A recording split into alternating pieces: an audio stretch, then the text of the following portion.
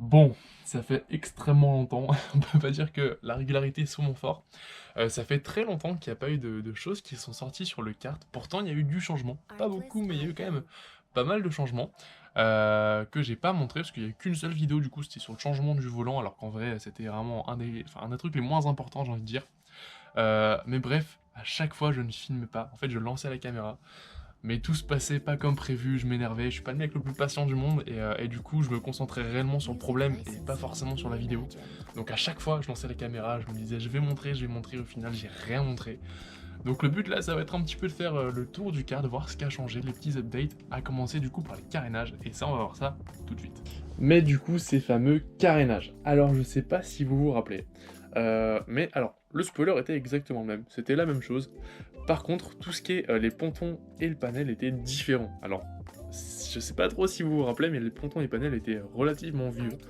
C'était pontons et panels des années 2011, je crois, 2009, 2011, bref. Des trucs assez vieux, avec le spoiler comme ça, qui doit être 2017-2019, j'ai plus trop les années en tête, et du coup ça dénotait de fou. Alors, je suis très à cheval sur l'esthétique, j'aime bien voir des choses belles, surtout le car, je pense qu'on est tous pareils quand on a un véhicule, on est en mode il faut qu'il soit propre, qu'il soit nickel. Et du coup j'ai changé eh bien, tous les carénages, alors sauf le pare-choc à l'arrière, parce qu'il est noir, il n'y a aucun intérêt. Et du coup, j'ai trouvé un mec sur le bon coin qui vendait vraiment full carénage. Du coup, je sais plus, c'est 2017-2019 sur Xodi, comme ça, bref. Donc, il y avait pour le coup, il y avait un autre spoiler. Je sais pas si vous voyez lequel c'est un peu plus profilé, un peu plus anguleux, mais qui a un poil plus petit. Et un poil moins haut, et du coup je trouve sur le kart c'était pas forcément beau, ça faisait un petit peu bizarre, du coup j'ai gardé l'ancien, qui est de la même année en plus je crois à peu près que le reste.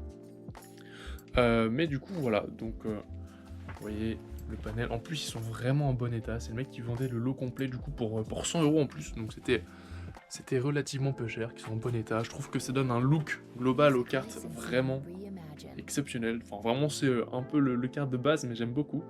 D'autant que comme j'ai dit du coup j'ai eu le tout pour 100 € et j'ai revendu les anciens, donc qui étaient des années vraiment antérieures, 120 €. Donc ponton, du coup le spoiler que j'avais acheté au mec qui me convenait pas et le panel, donc encore une fois 2011 qui était réellement vieux.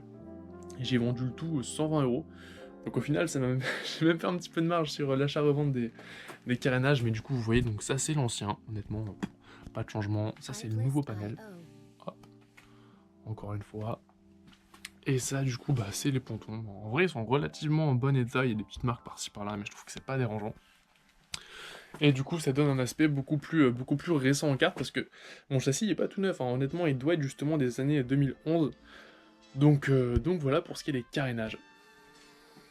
Je trouve que c'est quand même bien mieux. Bon, et du coup, forcément aussi, le bidon, je suis allé dans le détail parce que le réservoir, pardon, le stickers, c'était le stickers de l'époque aussi, genre 2011, qui était plus rouge et jaune. Et du coup, ça dénotait encore une fois avec les carénages. Du coup, je suis un putain de psychopathe. J'ai racheté un réservoir avec ce stickers-là. Et j'ai revendu l'ancien du coup qui avait le stickers un peu plus vieux, je suis un psychopathe. Et encore une fois j'ai fait une bonne affaire, parce que je crois que j'ai dû l'acheter 19 €, 20 € et j'ai racheté l'autre j'ai revendu l'autre pardon 20 €. Donc au final encore une fois un petit peu de bénéfice, donc finalement c'est pas trop mal. Donc voilà pour ce qui est de l'aspect esthétique. Il y a un autre petit point esthétique qui est pas vraiment de l'esthétique mais qui pour le coup se voit, c'est les petites mousses sur le siège, sur le baquet. Pourquoi? Parce que je me suis défoncé les côtes plusieurs fois. Et en fait, ça faisait même pas forcément du baquet. Enfin, si, mais c'était pas. Les mousses en vrai résolvent pas forcément le problème. Parce que même si je les avais pas, voilà. Mais bon, je trouve que c'est un petit peu plus esthétique. En vrai, c'est un petit peu plus joli. Et surtout, un petit peu plus de confort. Mais en fait, le problème que j'avais, hop, c'est que vu que je suis très grand, j'ai dû reculer vraiment le baquet à mort. Et du coup, eh bien, cette vis là, elle est vraiment proche de la bordure. Ce qui fait qu'elle n'est pas parfaitement droite avec le support. Et en fait, elle avait tendance à ressortir. Donc vraiment à ressortir beaucoup. Et dans les virages en appui, en fait, ça me rentrait entre les côtes. Je me rendais pas compte, je sais pas comment c'est possible. Mais j'avais une putain de vis qui me rentrait entre les côtes. Et du coup, à la longue, sur des sessions, ça me défonçait les côtes vraiment. Et jusqu'à me faire mal sur genre des semaines. Littéralement, il y a une fois, j'ai pas pu faire de cartes pendant 4 à 6 semaines parce que j'avais trop mal aux côtes. Donc je sais pas si je l'ai cassé ou quoi, j'en sais rien, mais bref. Du coup, ce que j'ai fait, alors si on regarde un petit peu, Je sais pas si si ça va se voir, mais l'œillet en fait je l'ai coupé. Alors je l'ai un peu plus renfoncé le trou, j'ai fait un truc un peu spécial là hein, sur le baquet, je sais pas trop si c'est à faire.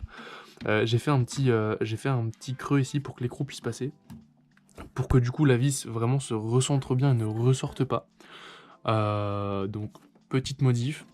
Et ensuite l'œillet en fait, enfin la petite rondelle qui est ici, et bien je l'ai coupé. Parce que pareil du coup si je la laisse en entier ça ressortait. Et en fait bah pareil ça me rentrait dans les côtes à force. Donc bref, j'ai raccourci tout ça, j'ai fait des petits trous dans le baquet, j'ai mis des petites mousses. J'ai essayé le kart, c'est au top. Honnêtement là j'ai plus du tout mal au coude donc c'est parfait. Donc ça c'était le deuxième petit changement après les carénages. Et le réservoir c'était les petites mousses. Un autre changement que j'ai fait, c'est la peinture du pot. Voilà, parce qu'il était un petit peu passé. Alors c'est pas parfait, j'ai fait des petites merdes à droite à gauche parce qu'en fait le pot il a été ressoudé. Il y a un petit trou ici, et il y a un petit trou aussi de l'autre côté ici.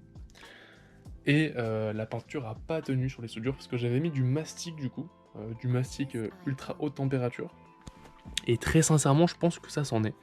Je pense pas que ce soit la soudure, donc ici il a tenu, sauf que la peinture sur le mastic du coup elle a pas tenu, bien qu'il soit poncé, tout ce que tu veux, ça ne tenait pas. Par contre de l'autre côté, je crois que ça c'est la soudure, hein. Donc je pense que le mastic il a même pas tenu. Donc voilà, je prends de la lumière parce qu'on voit rien. Hop. Voilà. Donc ça c'était du coup, hop, la petite suture. Et du coup sinon le pot est vraiment propre, hein, parce qu'il était un petit peu, la peinture était plus mate, elle était un petit peu brillante et surtout un petit peu écaillée. Donc voilà, ça lui donne un aspect beaucoup plus neuf. Donc autre petit changement du coup c'était le pot d'échappement. Et du coup le troisième changement, qui pour le coup est vraiment de l'ordre du fonctionnel et pas de l'esthétique, qui était vraiment important, et bien c'est la suppression du système de frein à l'avant. Alors pourquoi? Parce qu'en vrai c'est un petit peu, on peut se dire que c'est un petit peu con d'enlever une option entre guillemets. Mais la première raison, c'est que honnêtement ça se fait plus.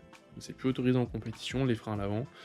Tout le monde roule avec seulement le frein arrière, les freins avant, enfin personne ne roule avec des freins avant.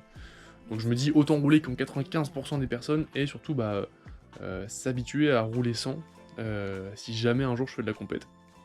Même si pour le moment c'est pas prévu, je me dis voilà, au moins je roule comme tout le monde, je suis habitué à pas en avoir.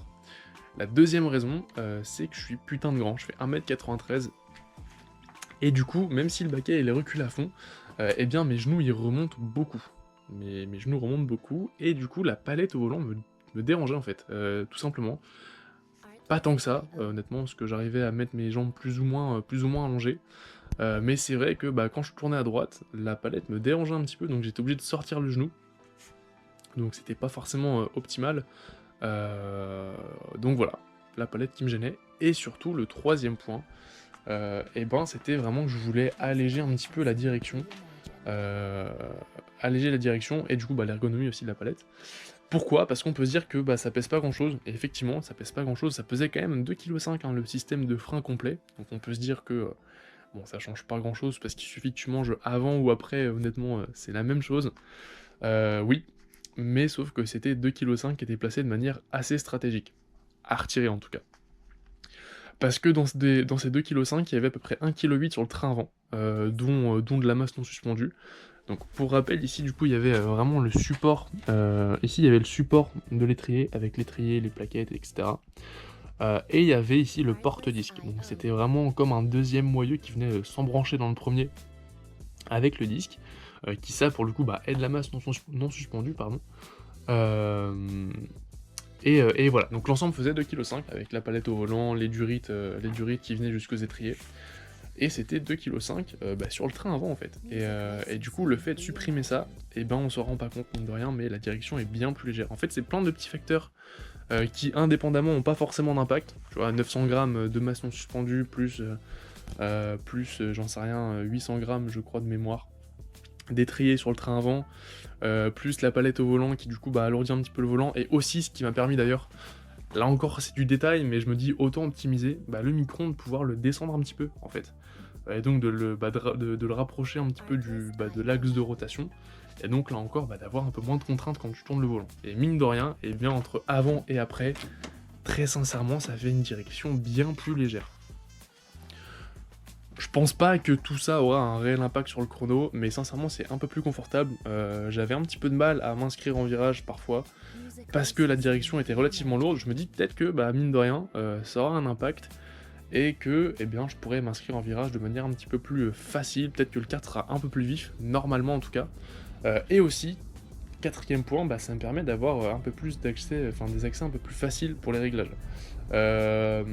Notamment bah, l'excentrique, du coup il y avait le disque devant, donc l'étrier, donc c'était pas forcément top de pouvoir la retirer et jouer sur la hauteur du train avant.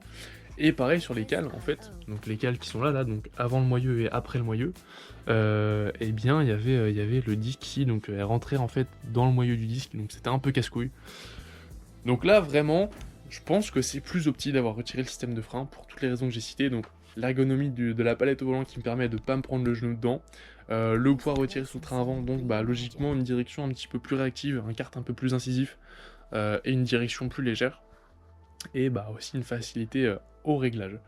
Donc ça c'était vraiment le plus gros changement qu'il y a eu, que j'ai pas filmé, qui pour le coup bah, j'aurais dû filmer parce que c'était pas compliqué à faire. Mais voilà globalement pour toutes les petites updates. Donc si on récap, il y avait le système de frein, les carénages, le réservoir, les petites mousses dans le baquet, et eh bien la petite peinture du pot d'échappement. Donc voilà un petit peu pour toutes les updates. Et là, il y a une vidéo, je pense, qui va arriver, je pense que je vais faire dans la foulée. Je vais envie de faire 2 épisodes différents, mais en fait, eh bien, j'ai un petit problème de moteur. En fait, quand je mets la pédale à fond d'accélération, soit bah, ça accélère pas tout de suite, j'ai presque 1 seconde de délai avant que le kart se mette à accélérer, ou alors quand j'accélère à fond, ça fait vraiment du on-off, ça fait bop, bop, bop, bop, bop. Enfin, le kart accélère à 100%, 0%, 100%, 0% très rapidement. Donc je pense que c'est un petit problème de carburation, à mon avis, il n'y a rien de très grave. Mais du coup, ça va être l'objet du prochain épisode. Donc voilà, du coup, tous les petits changements sur le kart. Alors, on n'a pas fait grand chose dans la vidéo, c'était vraiment plus tenir informé, entre guillemets, de tout ce qui se passe sur le kart, parce que je trouve ça intéressant quand même de voir un petit peu l'évolution du kart, et du coup, prochain épisode, ça va être trouver la panne de carburation, je pense. Et voilà, tout simplement. Donc, bah écoutez, passez une très belle journée, ciao ciao.